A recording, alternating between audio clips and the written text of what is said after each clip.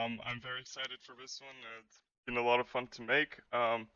It's pretty easy, so I hope you have fun making it with me. So let's get right into it. So I'll start off with an empty scene. I will add in a plane, Shift A, add plane, and then press RX 90 to rate it to 90 degrees, and tab into edit mode. Grab these top two vertices and press Scale X 0. Then go into a modifiers tab, add a modifier, add the wireframe modifier. Where is it? Can't find it. Here it is. And then add in a solidify. So then press even thickness and increase the thickness a little. Oh, whoa, whoa. What happened here? Oh, I forgot, guys. Sorry. Before you add anything in, add in a weld modifier. This, bring it up to the top. This will weld this top 2 points together. Sorry guys for that. And then now just add in a bevel and increase the number of cuts, and I will increase the solidify modifier a little bit. Press even thickness. Yeah. So now add in an empty, Shift A, add in empty. I'll go with the cube. This is going to be rotating our object because we're going to now add an array modifier to the triangle. Go tab 1 into the Y, then Control A and press rotation. And then add in as many triangles as you want. I'm going to go with 50. And as you can see now, this empty, because we need to press object offset and select with the eyedropper tool this empty. And now if we rotate this empty all x, this is going to be rotating all our triangles. So I'm going to rotate it by, so IT. To make a perfect circle, you need to rotate by the number of arrays you have. Divided by 360 divided by the number of arrays you have. So 360, in my case, divided by 50. And this gets us this. But I want it to be in the opposite direction, so negative 7.2. And here we go. So now I'll tab into edit mode and press A and select every, and then grab on the Z axis to move this out a little bit. So there's a little bit more space between the triangles. So we get this nice, cool looking thing. So go back into your modifiers tab and press Ctrl A to apply all these modifiers. And then delete the empty. We don't need it anymore. And now Shift. And then now I'll just grab this and put this to the middle and set origin to geometry. And now grab this and put this in the middle of our scene. So now Shift A, add in an icosphere. Scale this down to size to be something like this. And in this icosphere, go into modifiers tab, add a bevel, 5 segments, add in a wireframe. I'll decrease the thickness a little bit, and then add a solidify. Where is our solidify? Solidify. Here it is. Yes. So here we go. And then Shift A, add in another icosphere, scale it down a little bit, and leave it at that. So now parent these two together, Control P, and move these all up above the y-axis a little bit, somewhere right here. And then let's add in a Shift A, add in a plane, scale up by 8, and then Shift D, RX 90, and then grab Y, bring it here. So Now I will make some mount like bridges into the ground. So first of all, I will subdivide this. I'll give this a subdivision of 100, and then I will go into the sculpting and start sculpting away. So here, make sure you turn off this reflection. Press here and just start sculpting away. I'll make some ridges that go downwards and upwards so that I can add water and things like that later. So let me start doing that.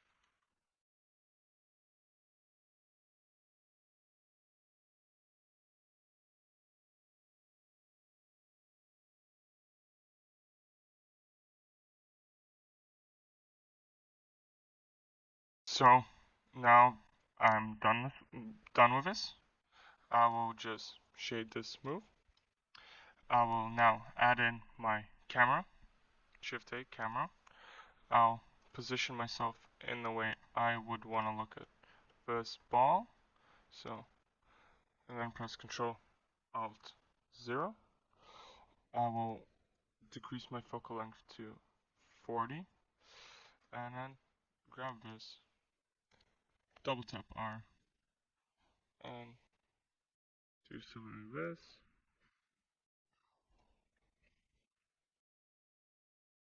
Something like this is gonna look really nice. So, next step is just add in one more final plane. This is gonna be our water. I'll grab this down a little bit, and that's it. So let's name these planes. The first one is ground, then it's the wall, and then it is the, oh, this is also the triangles, and then it is the water. Water. Okay, so let's get into shading and lighting. So Shift A. First of all, I'm gonna go into the uh, environment tab. Go and change the color to environment texture. Select any texture you want. So I'm gonna go and add this one, Studio Small, from HDR Haven. So go to hdrihaven.com and you'll find these free HDRIs. And now I will add in some lights.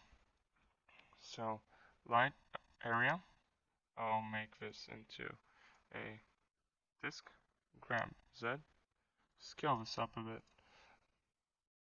For now, I'll be doing this part in Eevee so you guys can see what is going on without me needing to be stressed out about you seeing everything. And then I'm gonna Shift D, duplicate this, turn it here, grab, yeah, and now I'm just making a 3-point lighting setup. So I'm gonna do something like this, bring it here, double tap R to do that, and here we go. So now I will go into the shading tab. First of all, I don't like that this world is going to be lighting everything in my scene. I'll just press world, press Control T. If you don't have Node Wrangler add-on set up, just go into Edit, Preferences, write Node, and you will have Node Wrangler, and click it. So just press, really simply, Control T, and delete this texture coordinate, and then add in a light path. What this is going to do is make our HDRI just have reflection rays. So is reflection ray into the vector socket. So it's just going to be the reflections, nothing else. So now go back into the shading, change it from world to object, and let's start shading our objects. First I'm going to start with the inside ball, add a new material, call it glass. So this is going to be just glass. Increase the transmission. The IOR, bring up the IOR a little bit. And make this no roughness. So if you're in Eevee, I'd say go to blend mode and press alpha blend. And for the blend mode also alpha go none.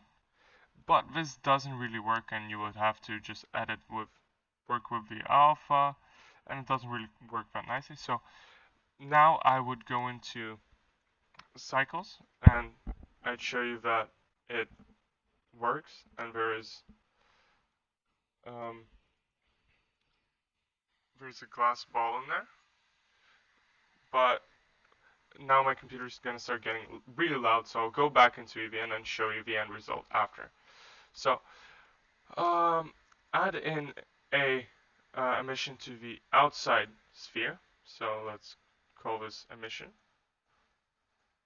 So delete this principal BSDF, and then Shift A, M for emission. Add it into the surface, and then increase the strength to around 40, and change the color to whatever you like. I'll go with a nice blue. So now let's do the most difficult part, these triangles.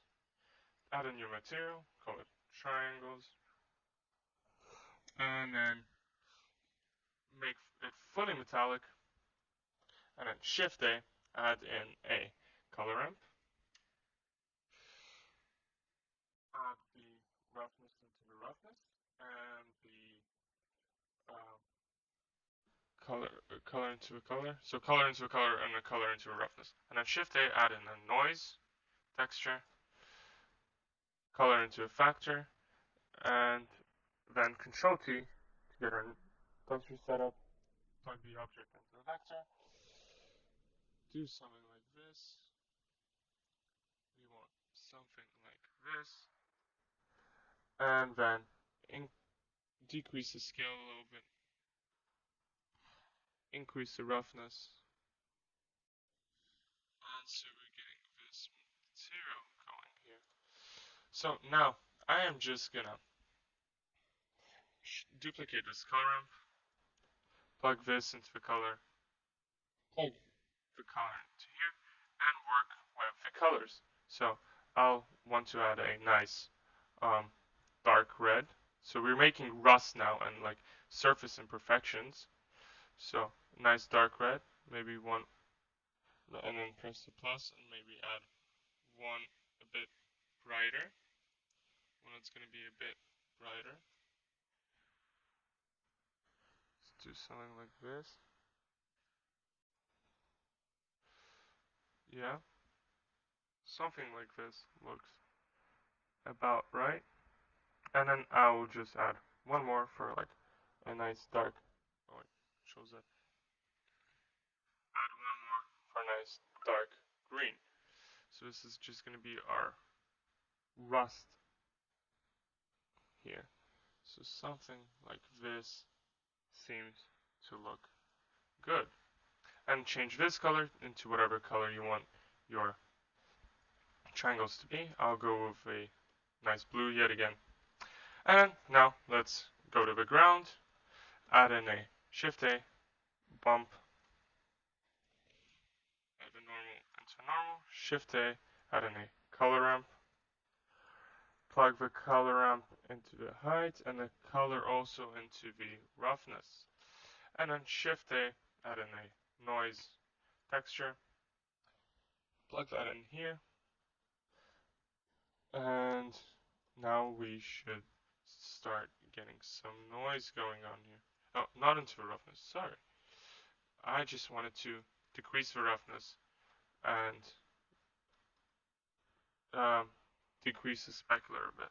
So now let's increase the scale of this noise texture, decrease the color of the whole thing, make it nice and dark, and that's about it. I will increase this noise texture, add in a little bit more detail, and yeah, so something like this looks good for now. And then add in a new texture for the wall. Just increase the roughness, fully decreases specular, and decreases nearly to black. And final thing that's left is the water. Add in a new material to it. Fully increase the transmission, and then add in yet again a bump node, a noise texture, and plug the noise into the color into a height, and then make it 4D. So, and then I forgot to add a color ramp. Maybe edit this around. So yeah, this should be working, and we'll be animating the W on this. Let me just go back into salt. For some reason, this doesn't really want to work. Blender sometimes glitches out, but I'll go into cycles for a second.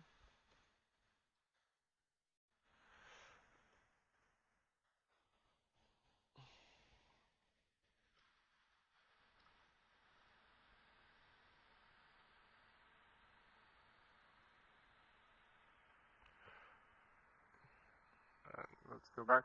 So, we're going to be adding everything this. So, now let's get our lights going. Change the color to red. Nice red. This one I'll change to blue. Nice strong blue. And I'll change this color to another red. So let's animate this. So grab the triangles, press the N tab to look at the transformation options, change your timeline to 180 frames, go to frame 0, so left arrow and get to 0, insert keyframes, then tap to your last frame, and select all, 360, and then insert keyframes. Now it's going to be rotating like this.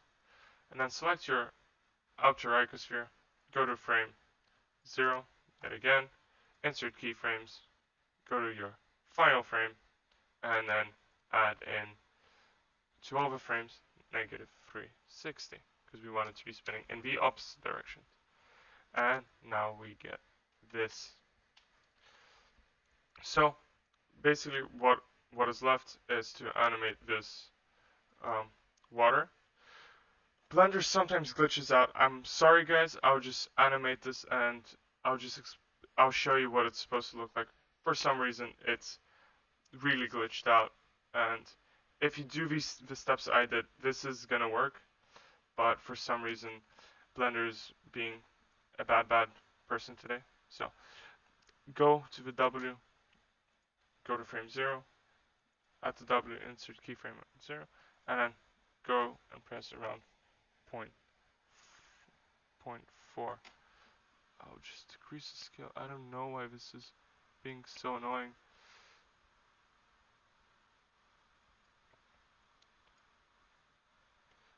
Really, I can't tell you guys.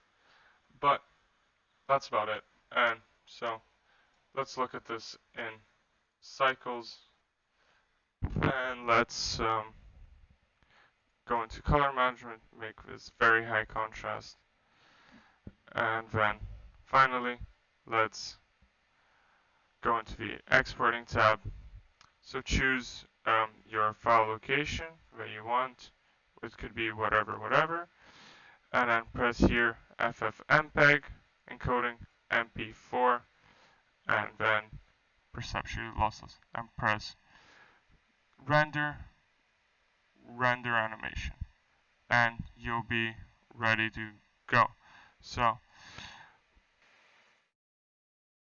thank you very much for watching this episode of Blender tutorials, and I hope you really like this and try it out yourself. If you want, you can go to my Patreon account. It's linked in the description. If you want to support this channel, I'd be really really glad for that help. So thank you guys very, very much, and see you in the next one.